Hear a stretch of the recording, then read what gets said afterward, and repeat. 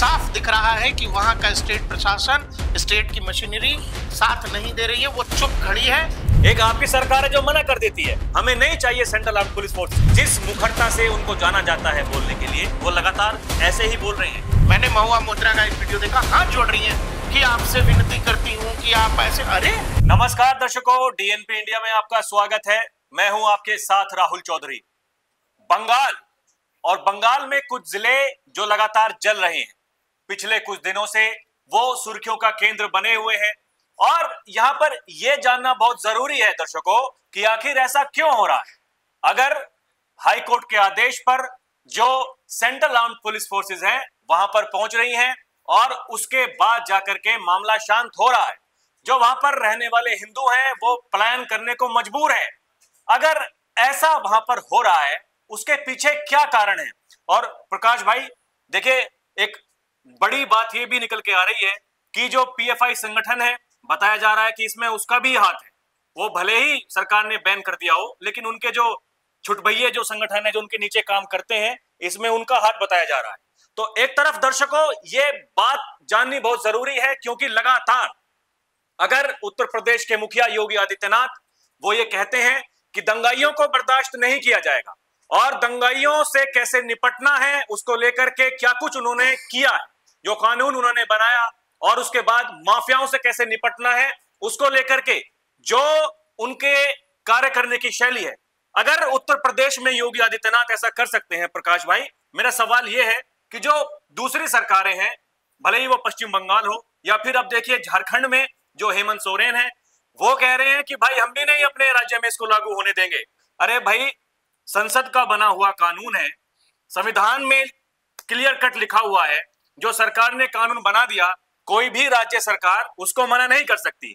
तो जो ये हाथ में संविधान लिए फिरते हैं और कहते हैं कि संविधान नहीं बचेगा, क्या कुछ आप कहना चाहेंगे? ये क्या चल रहा है? राहुल भाई देखिए, एक आपको पता है कि पाकिस्तान क्यों बना? पाकिस्तान बना तुष्टीकरण, एक हिंदी का वर्ड है, इंग्लिश का वर्ड है अपीजमेंट। हाँ। आप गलत करोगे, आप आग लगाओगे, आप सार्वजनिक संपत्तियों को फूंक देंगे, हम चुप रहेंगे। क्यों? क्योंकि हमको आपका वोट चाहिए। आपकी हर गलती पर हम पर्दा डालने को तैयार हैं। आप देखो, आखिर वेस्ट बंगाल में ऐसा क्या अनोखा है कि वहां आप वक्फ के खिलाफ प्रोटेस्ट कर रहे थे, वक्फ कानून के खिलाफ प्रोटेस्ट कर रहे थे, वो अचानक एंटी हिंदू राइट्स में तब्दील हो गए। यही कहानी आपको बांग्लादेश में देखने को मिली। बोला जी स्वतंत्रता की क्रांति हो रही है, शेख हसीना को निकालने के लिए क्रांति हो रही है और इसके बाद बांग्लादेश में सब कुछ अच्छा अच्छा हो जाएगा। शेख हसीना अपना देश छोड़ के चली गई, अंतरिम सरकार बन गई, अचानक से भीड़ हिंदुओं की तरफ मुड़ गई। वहां भी कहानी एंटी हिंदू एंटी इंडिया हो गया। तो ये जो सूबे के मुखिया योगी आदित्यनाथ कहते हैं कि भाई देखिए, 100 अगर मुस्लिम परिवार हैं, उनके बीच में 50 मुस्लिम परिवार बड़ी आसानी से रह सकते हैं, लेकिन अगर 100 मुस्लिम परिवार हैं, उनके बीच में एक हिंदू परिवार आराम से नहीं रह सकता। आप ये भाई राहुल भाई देखो, हाथ कंगन को आरसी क्या, पढ़े लिखे को फारसी क्या, कश्मीर से कश्मीरी पंडित क्यों निकाले गए? इस देश में क्या एक ऐसा उदाहरण है जहां आप बता सके कि वहां हिंदू मेजोरिटी रही और उस जगह से मुसलमानों का पलायन हो गया? ऐसा नहीं है। आपको जिन जिलों में हो रहा है, मुर्शिदाबाद, मालदा, उत्तर दिनाजपुर, आप जब इनकी डेमोग्राफी देखेंगे तो आपको यह समझ आ जाएगा वहां क्यों ये सिचुएशन है। दूसरा, आप वक्फ पर प्रोटेस्ट कर रहे थे, केवल वेस्ट बंगाल में तो वक्फ पर प्रोटेस्ट नहीं हुआ, उत्तर प्रदेश में हुआ, बिहार में हुआ, झारखंड में हुआ, देश के हर राज्य में वक्फ पर प्रोटेस्ट हो रहा है। लेकिन वेस्ट बंगाल में, मुर्शिदाबाद में अचानक वक्फ के खिलाफ का प्रोटेस्ट एंटी हिंदू राइट्स का रूप ले लेता है और सरकार चुप है। हमने लोगों की बाइट्स दिखाई हैं जिसमें कह रहे हैं जी 2-2 घंटा हो गया, पुलिस थाने को फोन किया, थाने से कोई आ नहीं रहा है। दरअसल है क्या चक्कर, ममता बनर्जी या हो या हेमंत सोरेन कह रहे हैं कि जी हम हमारे यहाँ नहीं होने देंगे। आपकी हैसियत नहीं है, आपकी ताकत नहीं है, आप कैसे नहीं होने दोगे? केंद्र में चुनी हुई सरकार है, चुने हुए प्रतिनिधि हैं, राष्ट्रपति ने कानून पर हस्ताक्षर कर दिए, आप नहीं करोगे, ये आपकी औकात से बाहर की बात है, आपके बस की बात नहीं है ये। लेकिन बावजूद आप ये कह रहे हो कि नहीं करेंगे। क्यों? क्योंकि आपको उस भीड़ को ये बताना है कि हम आपके साथ हैं, चाहे जो हो जाए, हम ये नहीं होने देंगे। अब आप ये देखो, वेस्ट बंगाल में 27% मुस्लिम आबादी है, उत्तर प्रदेश में 19 से 20% आबादी है। मुसलमानों की। आप आबादी के लिहाज से संख्या देखिएगा तो यहाँ 4-4.5 करोड़ मुसलमान है, वहां 2-2.5 करोड़ मुसलमान है। मतलब उत्तर प्रदेश में ज्यादा मुस्लिम रहते हैं, बावजूद कंट्रोल हो गया, बावजूद कंट्रोल हो गया। प्रोटेस्ट हो सकता है। देखिए, किसी भी कानून, किसी बिल या सरकार का विरोध करने का अधिकार ये देश का संविधान देता है, लेकिन देश का संविधान आग लगाने की इजाजत नहीं देता है। ये देश के कानून देश के संसद में बनेंगे, सड़कों पे थोड़ी बनेंगे। राहुल भाई, आप सड़कों से तय करना चाहते हो, आप स्ट्रीट पावर दिखाना चाहते हो। आप ये बताइए, असम है, नॉर्थ ईस्ट का स्टेट है, 40% मुस्लिम आबादी है। असम में कोई हिंसा की घटना क्यों नहीं हुई? वहां भी प्रोटेस्ट हो रहे थे, वफ के खिलाफ लगातार प्रोटेस्ट हुए, क्यों नहीं हुई? दरअसल देखिए, आप तो आर्मी में भी रहे हो, आपको पता है कि सरकारों के पास, इंटेलिजेंस एजेंसी के पास पहले से इनपुट होता है बिल्कुल कि क्या होने वाला है, किस मनोदशा से किया जा रहा है। अभी मध्य प्रदेश में 5 दिनों का इनपुट था कि भाई जुमे की नमाज के बाद कुछ होना है, पुलिस ने पहले ही उठा लिया, कुछ नहीं हुआ। लेकिन क्या आप ये बताइए कि बंगाल की सरकार के पास वो मुर्शिदाबाद जो बांग्लादेश से सटा हुआ है, जहां की डेमोग्राफी 65% की है, वहां हिंदू अल्पसंख्यक है, आपको अंदाजा नहीं था कि वहां क्या होगा? और क्या आपके पास इनपुट नहीं रहा होगा? आपके पास इनपुट था, लेकिन आप खुले मंच पर जब विधानसभा में कह रही हैं कि महाकुंभ मृत्यु कुंभ है, तो आप ये समझो कि आप क्या पॉलिटिक्स कर रहे हो। यानी कि ये पूरा का पूरा खेल जो है दर्शकों, वो केवल तुष्टीकरण की राजनीति है और इसके अलावा कुछ है नहीं। बंगाल में क्या है कि बंगाल में जैसा कि प्रकाश भाई ने बताया, लगभग 27-30% मुस्लिम मतदाता हैं और 70% लगभग वहां पर हिंदू समाज के जो लोग हैं वो वोटर्स हैं। दिक्कत उस बात से नहीं है, हिंदू भी वोट करते हैं टीएमसी को, लेकिन उसके पीछे कारण क्या है? पिछले चुनाव के विधानसभा नतीजे जब आए थे तो हमने देखा था प्रकाश भाई, किस तरीके से जब पता चला ये बीजेपी के कार्यकर्ता हैं, ये बीजेपी को वोट देने वाले लोग हैं, उनके घरों को जलाया गया, उनको बाहर निकल करके उनको पीटा गया, उनको वहां से भगाया गया। और ये सवाल तो केंद्र सरकार पर भी क्यों नहीं उठेंगे कि भाई आप क्या करते हैं? आप एक चीज देखो, गवर्नेंस बड़ी चीज होती है। संभल में मामला इधर उधर हुआ, किस तरह से प्रशासन ने संभाला कि नहीं संभाला? क्या वहां पर आपको लगता है कि वहां लोगों के मन में कुछ नहीं होगा? लेकिन जब प्रशासन सख्त होता है, जब पुलिसिया कार्रवाई शुरू होती है, तो उपद्रवी अपने आप शांत हो जाते हैं। लेकिन आप जब ये मान के चल रहे हो कि जी उपद्रवी है, करेंगे तो क्या हो जाएगा, आपको पता है नायक फिल्म का एक सीन है, वो वायरल हो रहा है इंटरनेट पर। पुलिस वाला सीएम को फोन कर रहा है कि सीएम साहब ऐसे ऐसे लोग आगजनी कर रहे हैं, क्या करना है? तो अरे करने दो, कोई बात नहीं। वो सीन वायरल हो रहा है। मुर्शिदाबाद, मालदा से लोग पलायन कर रहे हैं। आप 3 लोगों की हत्याएं हुई हैं वहां पर मुर्शिदाबाद में। एक लेडी रोती हुई, उस महिला का वीडियो वायरल है। उस माँ को कोई क्या जवाब देगा? साधारण से लोग थे। अच्छा, अब आप कह रहे हो कि जी अब कोई नहीं बता रहा है कि वहां एक दलित मारा गया है, कोई नहीं बता रहा है। बांग्लादेश में कौन निशाने पर है? दलित ही निशाने पर है। मैक्सिमम रहने वाले हिंदू दलित हैं। आप क्या कह रहे हो? आपने देखा कि इस देश में जितने दलितों को पॉलिटिक्स करने वाले जितने चैंपियन हैं, वो भारत सरकार से कहें कि बांग्लादेश में जो दलितों पर अत्याचार हो रहा है आप उसको रोकिए। वेस्ट बंगाल में जो मरे हैं वो कौन लोग हैं? पुलिस वाले जो जो जो घायल हुए हैं, गंभीर रूप से घायल हैं, वो कौन लोग हैं? आपको ये समझना पड़ेगा, इस देश की तुष्टीकरण की राजनीति ने पाकिस्तान बनवा दिया, बाद में आपने बांग्लादेश क्रिएट कर दिया। उस बांग्लादेश में क्या कुछ हो रहा है आपको पता है। आज भी आप देश को उसी कगार पर खड़ा करने की कोशिश। अरे इसी देश में कश्मीरी पंडितों के साथ क्या हुआ? आपको इतिहास से अगर नहीं समझ में आ रहा, इस देश की कोर्ट ने कहा है कि डेमोग्राफी एक चैलेंज है देश के लिए।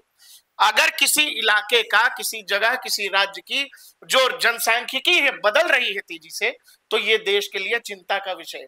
मालदा और मुर्शिदाबाद ये वेस्ट बंगाल के वो जिले हैं जो एनआईए की रडार पर रहते हैं।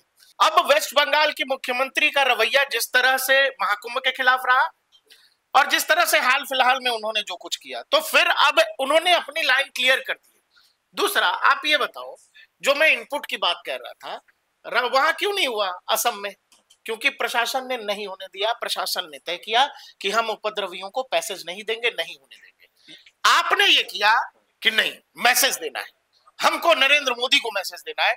दूसरा, जो आप केंद्र सरकार को कह रहे थे, आप ये बताइए, मणिपुर में आपको 2 साल हो गए, जब आपको ये लगा, पहले एक तबका खत्म हो रहा था, जब आपको ये लगा कि दूसरा तबका आप जवाब देने लगा है, आपने जाके वहां राष्ट्रपति शासन लगा दिया।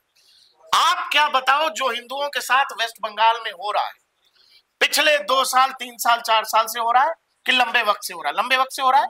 कोई भी पंचायत का चुनाव हो, विधानसभा का चुनाव हो, लोकसभा का चुनाव हो, आपके पास खबरें आती हैं कि किसी इलाके से हिंदू या तो पलायन कर रहा है या हिंदुओं को निशाना बनाया जा रहा है। संदेश खाली में क्या हुआ? चुन चुन कर उन परिवारों के साथ कौन, वो लोग क्या अपर कास्ट के लोग थे? सब के सब दलित थे। बावजूद इसके आपने क्या एक्शन लिया? इस देश में कितने दलित चैंपियंस ने संदेश खाली पर बात की है? कितने दलित नेताओं ने संदेश खाली का दौरा किया है? आज भी जो लोग हर बात में एंगल निकालते हैं कि ठाकुर बनाम दलित है तो जी उस ठाकुर के गांव पहुंच जाएंगे, लेकिन अभी कहानी अलग है, तो वहां जा रहे हैं, वेस्ट बंगाल नहीं जा रहे हैं। इसीलिए आपको यह समझना पड़ेगा कि एक अजीब तरह का वो कहते हैं बीज, जो आप हर देश सीखता है, आपको 47 से सीखना चाहिए था। आप अभी भी उन इलाकों में सबसे ज्यादा वो करा रहे हो जो बांग्लादेश में ऑलरेडी आप डिस्टर्ब हो।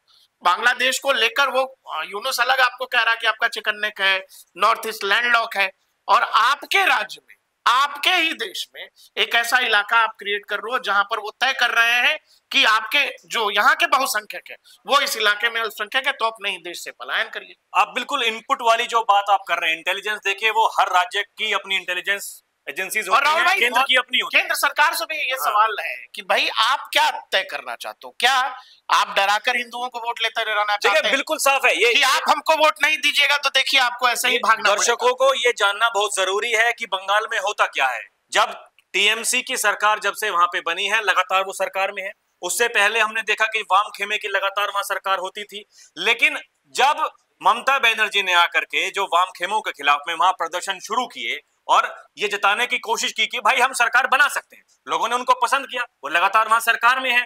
लेकिन वहां का जो वोटर है बीजेपी के बारे में आज भी वो सुनिश्चित नहीं कर पाया है कि कल को बीजेपी की सरकार बनेगी कि नहीं बनेगी। अगर नहीं बनेगी तो उनके साथ में क्या होगा? बीजेपी के जो नेता है वो ये बता रहे हैं कि जी लॉ एंड ऑर्डर स्टेट का सब्जेक्ट है, बिल्कुल ठीक है, लेकिन आप ये बताओ कि जब किसी स्टेट में लॉ एंड ऑर्डर मुर्दा हो जाए, साफ दिख रहा है कि वहां का स्टेट प्रशासन, स्टेट की मशीनरी साथ नहीं दे रही है, वो चुप खड़ी है कि हो जाएगा तो करेंगे। आप किस लिए केंद्र में बैठे हो? आप संसद में गिनवाते हो कि जी कांग्रेस की सरकारों ने 132 से ज्यादा बार राष्ट्रपति शासन लगाए, 100 से ज्यादा बार केवल कांग्रेस ने लगाए, तो आपका नाम ना खराब हो, आपको नोबेल प्राइज कल को इसी वजह से कहीं ना मिले, या आपको लोग हिटलर बोलेंगे, और इस डर से आपने उस राज्य को आग में जलने दिया। सबसे बड़ी बात ये, जैसा कि मैंने अपने शुरुआती संबोधन में कहा कि पीएफआई से निकला हुआ एसडीपीआई, ठीक, आप पीएफआई को बैन कर सकते हैं, तो क्या आपके पास में इतनी इंटेलिजेंस नहीं है कि एसडीपीआई वहां पर क्या काम कर रहा है? खबरें ये हैं दर्शकों कि वहां पर जो मुस्लिम समाज के रहने वाले खासकर युवा हैं, जिन्हें पता ही नहीं है, 10 12 13 14 साल के लड़के, उनको ये बताया जा रहा है कि अगर वक्फ कानून, ये संशोधन जो उसमें हुआ है, अगर ये लागू हो गया, आपसे आपकी जमीन छीन ली जाएगी, आपसे कब्रिस्तान छीन लिए जाएंगे, ईदगाह आपसे छीन लिए जाएंगे। लोग वहां जाकर के भ्रमित कर रहे हैं, युवाओं को भ्रमित कर रहे हैं, जो पत्थर फेंक रहे हैं, आग लगा रहे हैं। अरे जो लोग राहुल भाई भ्रमित कर रहे हैं और स्टेट की चीफ मिनिस्टर कह रही है कि हम इसको लागू नहीं होने देंगे, तो जो भ्रमित हो रहे हैं वो तो यही समझेंगे कि अरे हमको सही बताया जा रहा है, क्योंकि उसी लाइन पे तो हमारे मुख्यमंत्री भी है। तो बात यह है कि अब जब आप कह रहे हो कि हमारे यहाँ नहीं होने देंगे, तो फिर आप क्या करते हो? आप चेक करते हो ऐसे करके छू के, मुख्यमंत्री कुछ नहीं कह रही है, फिर आपने धक्का दिया, अरे कुछ नहीं हो रहा है, आपने एक दिन आग लगा दिया, मुख्यमंत्री फिर भी चुप बैठी है। अब टीएमसी के नेता हाथ जोड़ रहे हैं, मैंने महुआ मोत्रा का एक वीडियो देखा, हाथ जोड़ रही है कि आपसे विनती करती हूं कि आप ऐसे। अरे प्रशासन हाथ जोड़ने के लिए होता है दंगाइयों के सामने। आप ये बताओ कि उत्तर प्रदेश में क्यों नहीं हुआ? उत्तर प्रदेश में इसलिए नहीं हुआ क्योंकि बाबा ने पहले इस तरह के, देखिए, बुलडोजर कार्रवाई को बड़ा एक न्याय का प्रतीक कहता है, एक बड़ा धड़ा, एक कहता है कि ये न्याय का प्रतीक नहीं हो सकता। आप मुझे बताइए दर्शकों, आप बताइए, अगर उत्तर प्रदेश में बुलडोजर नहीं होता, ये न्याय का प्रतीक नहीं बनता, तो क्या किसी की इतनी हिम्मत थी कि उत्तर प्रदेश में ऐसा ना हो सके? आप बताइए मुझे। यही बार बार भाई, इसमें हिंदू समाज भी है, इसमें मुस्लिम समाज भी है, पिछते सभी हैं, नुकसान सभी का होता है। इसी बात से दिक्कत है। अगर बाबा ने ऐसा कानून बनाया है कि भाई दंगाई जो होंगे उनके पोस्टर चस्पा होंगे चौराहों पर जाकर के, उनसे वसूला जाएगा, आप क्यों नहीं करते? देखिए, नियत होती है राहुल भाई, नियत। मैं मौजूदा जो केंद्र सरकार है, आप उसकी हालत देखो, वेस्ट बंगाल को लेकर खास तौर पर आप कहते हो कि जी मारे जा रहे हैं, मारे जा रहे हैं, मारे जा रहे हैं, तो आपने भी तो मरने के लिए छोड़ दिया है, आप एक्शन क्यों नहीं ले रहे हो भाई? आपसे आपकी पार्टी के नेता कह रहे हैं कि भाई ये जो बॉर्डर के इलाके हैं, जो मालदा है, दार्जिलिंग है, सिलीगुड़ी है, इन सबको आप अपस्पा लगा दो यहाँ पर, special power act, arms act. आप नहीं सुन रहे हो। आपसे आप ही के नेता कह रहे हैं कि अभी नहीं, राष्ट्रपति शासन लगाइएगा तो कब लगाइएगा। लेकिन आपको चिंता इस बात की है कि अरे कोई मुझे हिटलर बोल देगा, कोई कह देगा मैं लोकतंत्र का प्रहरी नहीं बचा। तो लोग तो अब भी कह रहे हैं, भाई राष्ट्रपति शासन आपने लगाया, आप मणिपुर का इंतजार करते रहे। आपने लगाया, क्यों लगाया मणिपुर में? आपकी सरकार थी। मैं कह रहा हूं राहुल भाई, जब दूसरे पक्ष ने जवाब देना शुरू कर दिया। अब वेस्ट बंगाल में वो होगा कि जब एक पक्ष में बीमार खा रहा है, जब दूसरा पक्ष जवाब देने लगेगा तो ये कहेंगे हाँ अब राष्ट्रपति शासन लगा देना चाहिए। तो ये रवैया आपका है कि केवल एक लोग, ऐसा नहीं है कि ममता बनर्जी जो है मुसलमानों को उकसा करके वोट लेना चाहती है।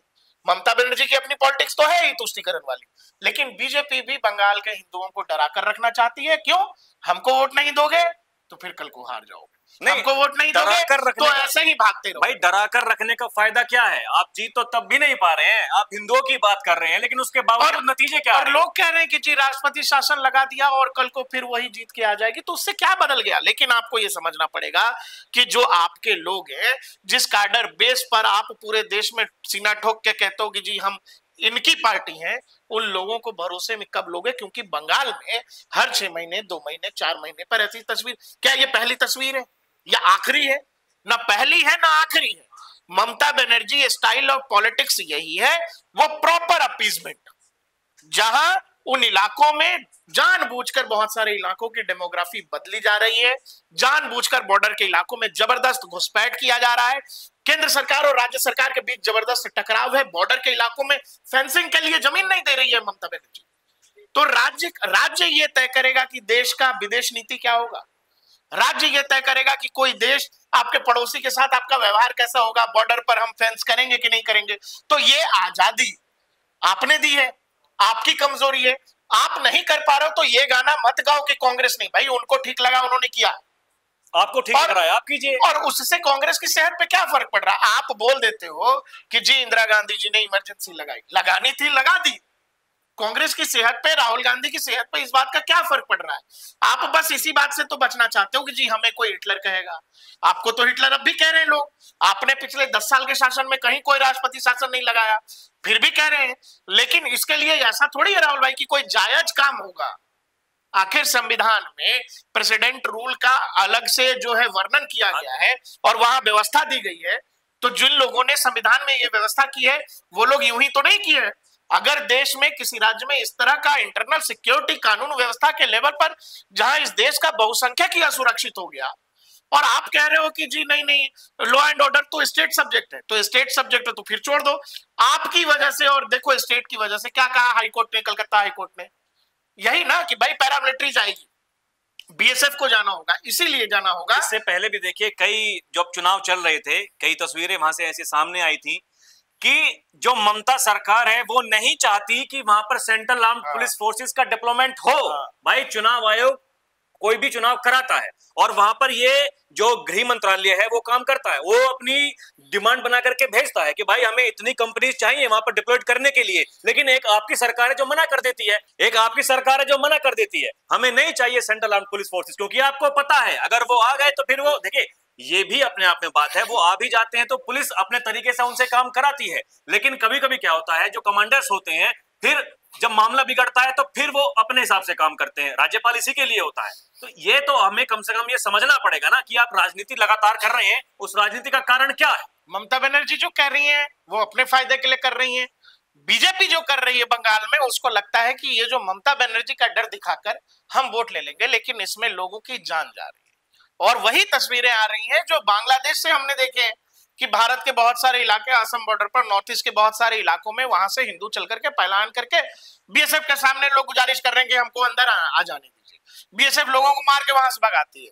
आपने मुर्शिदाबाद से देखा, मुर्शिदाबाद से लोग निकल करके बगल के मालदा, बगल के डिस्ट्रिक्ट में लोग जा रहे हैं रिफ्यूजी की तरह, अपने ही देश में रह रहे हैं। तो इस अब जिम्मेवारी किसकी है? अब तो आप केंद्र में बैठे हो, बांग्लादेश के हिंदुओं की छोड़ो, पाकिस्तान अफगानिस्तान की छोड़ो, अपने देश में आप नहीं बचा पा रहे हो। तो केवल Mamata Banerjee law and order state subject, इससे काम चलेगा नहीं, खेल इसमें बीजेपी भी रही रहा। और सबसे बड़ी बात यह है दर्शकों कि यह बात तो समझनी पड़ेगी कि अगर इतने बड़े उत्तर प्रदेश जैसे सूबे में कोई दंगे नहीं हो रहे हैं और जो बुलडोजर जो न्याय का प्रतीक यहाँ बताया जाता है, उसका अगर डर अपराधियों के भीतर है, दंगाइयों के भीतर है, और यही देखे सोशल मीडिया पर तमाम लोग ये बात लिख रहे हैं कि पश्चिम बंगाल में योगी जैसा मुख्यमंत्री कोई सीएम चाहिए। अगर लोग ऐसी डिमांड कर रहे हैं, इसका मतलब यह है कि बाबा का जो काम करने का तरीका है और जो एकदम तुरंत उनकी जो त्वरित कार्रवाई जो वो करते हैं दंगाइयों के ऊपर, खासकर यही है कि उत्तर प्रदेश में जहां सबसे ज्यादा मुसलमान रहते हैं वहां कोई दंगा नहीं होता है। लेकिन उसके विपरीत जहां विपक्षी सरकारें हैं, भाई विपक्षी सरकारें हैं ये भी ठीक है, लेकिन राज्यपाल तो आपका ही है, आपके हाथ में सब कुछ है, राज्यपाल सिफारिश करेगा, हर पॉलिटिकल पार्टी, देखो राहुल भाई, हर पॉलिटिकल पार्टी बंगाल में अब खेल रही है, लेकिन आपको ये समझना पड़ेगा देश की संप्रभुता के लिहाज से कि वो कौन से इलाके हैं।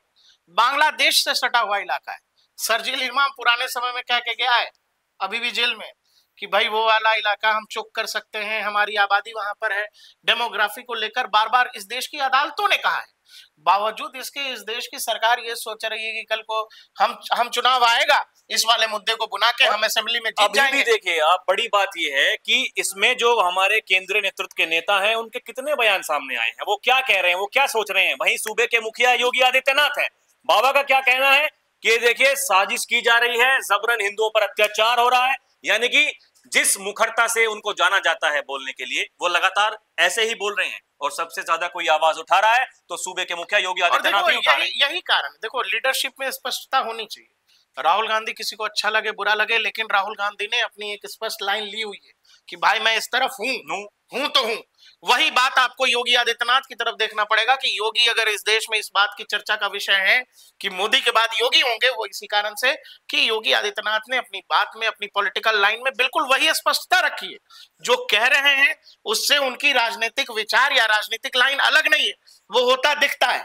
इसीलिए योगी आदित्यनाथ जैसे नेताओं की चर्चा अब देश में हर गली गली, हर गांव गांव में हो रही है कि भाई कल को नरेंद्र मोदी की जगह योगी होनी चाहिए। या बंगाल में हमने बहुत सारे लोगों को देखा है, पीड़ितों को कहते देखा है कि हमको यहाँ योगी मॉडल चाहिए। और यही वो कारण है दर्शकों कि योगी आदित्यनाथ जिस तरीके से उन्हें जाना जाता है, अगर वो लगातार लोकप्रिय हैं, और सबसे लोकप्रिय सीएम में सबसे पहले नाम उन्हीं का आता है। प्रधानमंत्री के बाद में, यानी प्रधानमंत्री मोदी के बाद में कौन प्रधानमंत्री होना चाहिए, अगर सीएम योगी का नाम आता है, उसके पीछे कारण यही है। दर्शकों, आपको हमारा ये विश्लेषण कैसा लगा हमें कमेंट करके जरूर बताइएगा।